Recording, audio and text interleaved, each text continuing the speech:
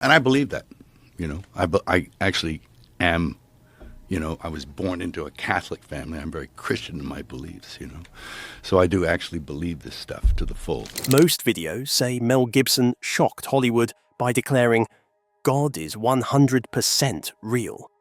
Here's the twist. He never said that. What he did say in 2025 was quieter and far more threatening. On Joe Rogan, Gibson didn't preach or convert. He laid out history, martyrdom, and why one belief system still makes a supposedly tolerant industry uneasy. Did you think he actually said that quote? Why does this conversation make Hollywood nervous? And what really changed for Mel Gibson in 2025? No conversion, no apology. The belief he never dropped. So here's the part that gets quietly edited out of the viral version of this story. Mel Gibson did not find God in 2025 like a celebrity rebrand. He didn't wake up one morning, delete his old life, and announce a fresh spiritual era. The truth is less flashy and more inconvenient. Gibson has been anchored in Christian belief for decades, and the backlash makes more sense when you realize that consistency is harder to market than a sudden turnaround. He was raised Catholic, and not in the vague, holiday-only way. The kind of faith that comes with ritual, guilt, saints, and the idea that history is not just something you watch, it is something you answer for. You have fresh wounds. Can you sit? That's why the Passion of the Christ was never just a project to him. It was a personal mission, and you can feel that in how intense and uncompromising the film is. Love it or hate it, nobody watches that movie and thinks it was made to win polite applause. And when the controversy exploded back in 2004, Gibson did something most people forget. He didn't try to dodge the core question. In his Diane Sawyer interview, when the conversation turned to blame, he pushed it away from finger-pointing. The line that stuck was simple and heavy. We all did. Not they did. Not those people did. We all did. In other words, he framed the story as sin and responsibility, not a target list. So why does the internet keep calling this a shocking conversion? Because Hollywood loves a makeover narrative. It loves the version where someone was lost, then found, then softened into something safe. A conversion story is neat. It has a beginning, a middle, and a feel-good ending that fits in a headline. But a person who never left the belief, who never apologized for having it, who treats faith like a claim about reality, not a mood, that's harder for the industry to package. And that's the deeper tension. Hollywood is usually fine with spiritual vibes, energy, the universe, manifesting, anything that stays foggy enough that nobody has to argue about truth. But when someone says calmly, "This happened," and "I believe this is real," it stops being vibe and starts being a line in the sand. So let me ask you this. Why do you think Hollywood loves conversion stories more than consistency? Do you think the public is easier to control when the faith is presented like a trend? And if Mel Gibson never dropped his belief, why does his faith still hit some people like a provocation? Because if his faith wasn't new, why did 2025 hit Hollywood so hard? Verifiable history, the Rogan moment that lit the fuse. Because 2025 wasn't about Mel suddenly discovering faith. It was about where he placed it. He brought it out of the personal comfort category and dropped it into the one place modern culture hates most, the evidence conversation. This is why that January 2025 Joe Rogan episode landed like a match in dry grass. Gibson didn't show up, sounding like a celebrity trying to go viral. He sounded like a guy who's been sitting with the same idea for years and finally decided to say it out loud in a room that doesn't clap on cue. And then he said the line that keeps getting replayed for a reason. I regard the Gospels as history. It's verifiable history.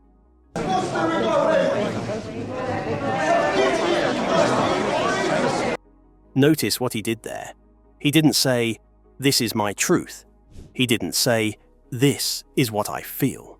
He treated the Gospels like a record, like something you can test, argue with, and take seriously, even if you disagree. And he didn't stop at the sentence. He immediately built the logic underneath it. He talked about Jesus existing, not just inside the Bible, but with other historical accounts outside of it that point to the same reality, like he was anticipating the eye roll before it even arrived. Then came the part that made the room go quiet, the martyrdom argument. Gibson points to the apostles and early followers and basically says, these were not people protecting a comfortable lie, because comfort is not what they got. He leans into that old, stubborn line of reasoning. People will lie for money, status, safety, romance, and all kinds of things, but every single one of those guys died rather than deny their belief. Now, you might agree with that, or you might not, but you can't dismiss it as a mood. That's why this framing is harder for Hollywood to swat away. The industry is trained to handle belief language because belief can be politely boxed up. But history language forces a different kind of fight. And right there, Rogan drops an observation that a lot of people feel but rarely say cleanly. Christianity is treated like a safe target, a religion you can mock without paying the same social price you'd pay for mocking others. Did that quote surprise you? The verifiable history part? Do you think martyrdom is a valid historical argument, or does it prove sincerity without proving truth? And if Hollywood is so tolerant, why does one faith keep getting treated like the easiest punchline? Because here's the twist. Gibson didn't stop at history. He went after modern science itself, didn't he? The part no one clips: creation, souls, and the intelligence argument. And this is where the conversation stops being celebrity faith talk and turns into something much sharper, because Gibson does something most people do not expect him to do in public. He questions the modern origin story itself. In January 2025, in the same wave of discussion where he's calling the Gospels verifiable history, Gibson also leans into creation and says, plainly, that humans are not just matter and motion, that we're created with a soul. That one sentence is a problem for the culture because it is not a vibe. It is not, I feel spiritual when I look at the stars. It is a claim about what a human being is. And the moment you say soul, you are also saying purpose, accountability, good and evil, and meaning that cannot be reduced to chemistry. That is why this part rarely gets clipped. It is too direct, and it drags the conversation out of the safe zone. Then he goes further, and this is the fuse. Gibson starts talking like a guy who has been arguing with himself for a long time. He pushes on evolution, and he frames it like a logic issue, not a meme.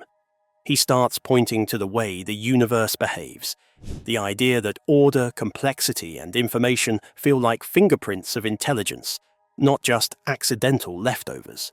Now, to be clear, you do not have to agree with his conclusion to understand why it hits differently. Hollywood is used to spiritual language that stays soft, private, and flexible. But Gibson is not staying flexible here. He is arguing. He is saying, look at the structure, look at the design, look at what we are. And that is riskier than generic God talk because it invites debate with modern science, modern identity, and modern status. It also plants Gibson way outside the industry's comfort zone, where faith is allowed as long as it stays personal and quiet, like a hobby you keep off the red carpet. So, do you think questioning evolution is taboo today? When someone says, we're created with a soul, do you hear comfort or do you hear challenge? And why do you think this part gets ignored while the internet keeps chasing the fake quote? Because once you cross into creation and intelligence, it stops being religion talk and starts sounding like a direct rejection of the worldview Hollywood sells. And this is where Hollywood quietly draws the line, right? You're allowed to disparage this one. Hollywood's selective tolerance. And that line you just heard, The one about Christianity being the safe target is not a random hot take. It connects directly to the last time Gibson tried to put his faith on screen in a way that could not be softened, edited, or turned into a vague inspirational poster. Because when The Passion of the Christ was coming together, Gibson said the resistance was real, and it was not subtle. In his telling, the pushback was not just about filmmaking choices, it was about the subject itself. He describes secular Hollywood as the first wall he ran into, and the reason is almost painfully simple. When you touch the subject of Jesus, people react as if you stepped on a wire they forgot was even there. Then, on that January 2025 Rogan conversation, the fuse gets relit. Gibson brings up the resistance again, and Rogan says the quiet part out loud: Christianity is the one religion that you're allowed to disparage. And what makes that moment land is the contrast. Hollywood markets itself as open-minded, progressive, and tolerant. It celebrates diversity in trailers, speeches, and hashtags. But if tolerance is real, it should apply evenly. Yet, in this conversation, both men describe a pattern where other beliefs are treated with careful respect, while Christianity is treated like a cultural punching bag, tied to labels like colonialism or white male power, even when the person talking is not making a political speech. Here's another detail people miss. Gibson never goes full gossip mode. He doesn't start naming names, dropping private calls, or doing the classic "Hollywood betrayed me" roll call. That matters because it keeps the focus on the system, not the soap opera. It also makes the claim harder to dismiss as personal beef, because he is not asking you to pick sides in a celebrity feud. He's asking you to notice a rule. What do you think? Is Hollywood truly open-minded, or just selective about what it protects? Why do you think some religions get careful language while Christianity gets casual ridicule? And if the industry is confident in its beliefs, why does a film about Jesus still trigger this kind of resistance? Because after all of that, the story could have ended there. And in a way, it almost did. Scandal, silence, and the faith that didn't collapse. Because belief isn't image-dependent. That is the part people forget when they replay the Hollywood exile years like a highlight reel. After the passion fight, Gibson's public story cracked wide open. In July 2006, he was arrested for DUI in Malibu, and the night spiraled into headlines that followed him for years. Charges, court dates, public apologies, and a long stretch where the industry treated him like a lesson, not a colleague. That is the factual backbone, and it is ugly, whether you like him or not. What came next was not one single cancellation button. It was a slow cooling. Meetings that never happened, calls that stopped, roles that went elsewhere. Years later, even the idea of whether he should be let back in became a public debate, which tells you how rare true exile is in a town built on reinvention. But here's the quiet detail most people skip. The scandal did not magically flip him into a new believer, and it also did not erase the old one. If anything, it exposed what happens when a person's reputation collapses, but their worldview stays stubbornly in place. You can hear that tone years later when he talks about directing Hacksaw Ridge. In a candid interview, Gibson says reading Desmond Doss's story made him painfully aware of how scant his own faith is. Not how strong, not how heroic, how small. That is not PR gloss, that is self-accusation. And while the cameras moved on, he seemed to move inward. Reports around his real estate show him living far from red carpets, on large private properties, the kind of places where you can disappear on purpose and hear your own thoughts again. So, the redemption arc here is not a comeback tour with perfect lighting. It is closer to a slow rebuild where you stop trying to win the room and start asking what you actually believe when the room is gone. Let me ask you something. Can belief survive public failure, or does it only work when everyone is clapping? When someone falls, do we want change, or do we want performance? And if faith is real, Should it look like confidence all the time? Or can it look like humility and fear too? So, after the scandals, the silence and the hard self-examination, what does all this add up to in the end? The Gibson proof stack. Why this isn't a rant, it's a case.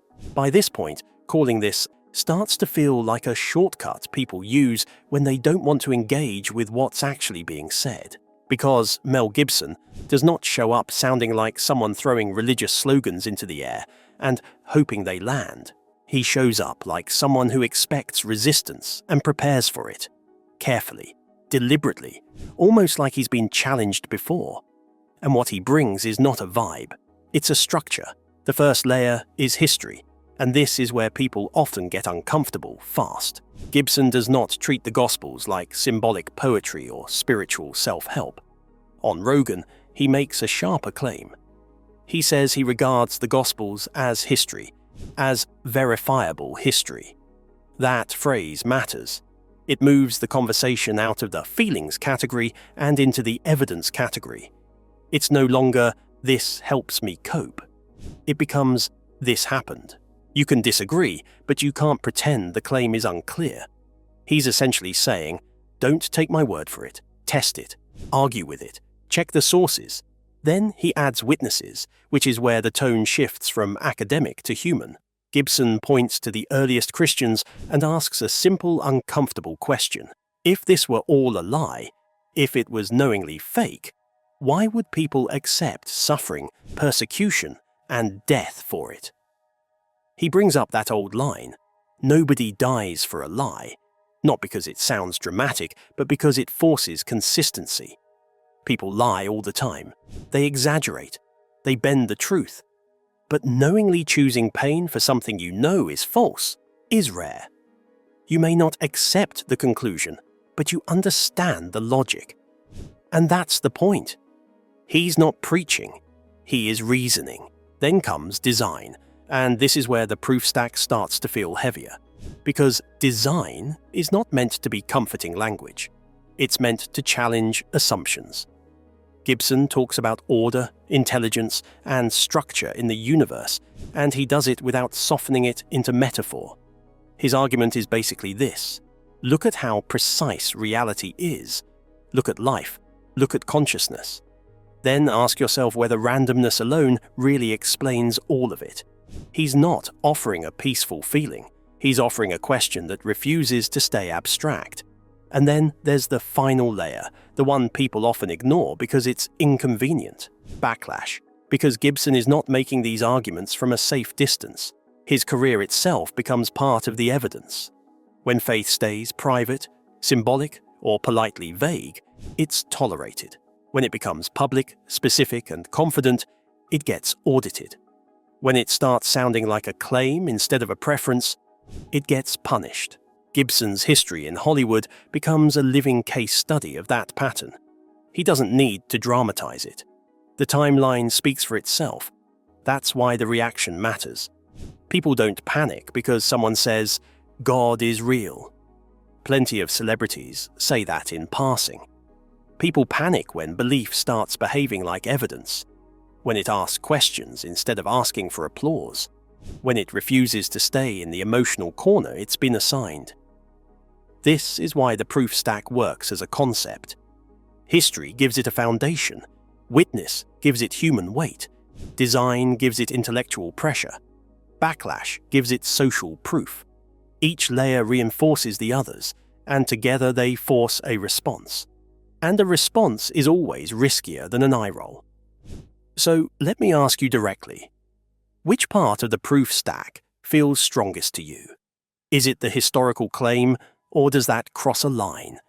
Is it the witness argument about suffering and truth? Because once you see the structure, it becomes harder to dismiss the whole thing as noise. Did Mel Gibson really shock Hollywood? Or did he just refuse to play by the rules it quietly enforces? What do you think? Mel Gibson didn't wake up and find God. He pushed back on a culture that only tolerates faith when it stays blurry and symbolic. Instead of slogans, he built a case. History you can argue with, witnesses you can weigh, design you can question, and backlash you can measure. Did this change how you see Mel Gibson? Is faith allowed in Hollywood only if it stays vague? Which argument was hardest to dismiss? And can this conversation still happen today?